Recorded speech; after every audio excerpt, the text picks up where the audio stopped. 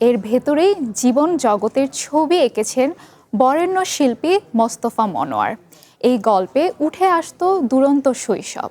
Puppet show দিয়ে শিল্পের রং ছড়িয়েছেন শিশুদের চোখে। স্বপ্নের সেই জাদুকর পাড়ি দিলেন না ফেরার দেশে। তার চিরবিদায় শ্রদ্ধায় কেন্দ্রীয় শহীদ মিনারের সমবেত হয়েছেন সমাজের নানা শ্রেণী পেশার মানুষ। ফুল, অশ্রু, অসীম ভালোবাসা আর রাষ্ট্রীয় শ্রদ্ধায় সিক্ত হন প্রিয় ব্যক্তিত্ব মোস্তফা মনোয়ার।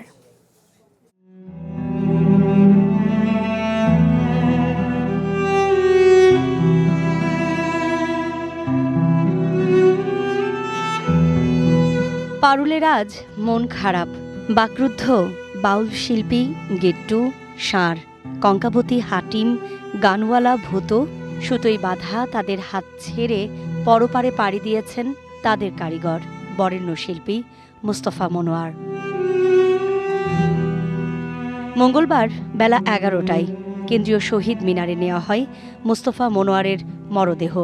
হাতে ফুল, চোখে জল আর মনে অসীম ভালোবাসা নিয়ে তাকে চিরবিদায় জানাতে আসেন অভিনেতা, চিত্রশিল্পী, সমাজকর্মী, রাজনৈতিক নেতা সহ নানা শ্রেণী পেশার মানুষ। যে দর্শন ধারণ করে আমাদের এখানে শিল্প সংস্কৃতিকে কিছু মানুষ সামনে নিয়ে যাওয়ার চেষ্টা করেছেন, তার মধ্যে তিনি একজন অন্যতম ব্যক্তি। দেশের জন্য, মানুষের জন্য, মঙ্গলের জন্য বলতে পারেন তিনি একটা অসাধারণ নেতৃত্বদায়ী ভূমিকা তিনি পালন করে এসেছিলেন। He has admirers not just in Bangladesh but as well as across the border in India as well. Chitrapat তিনি রাঙিয়ে তুলতেন রঙের রেখায়, সঙ্গীতের মূর্ছনায়, সুতোর খেলায়। তার গল্পে দৃশ্যমান হতো দুরন্ত শৈশব, কৈশোর।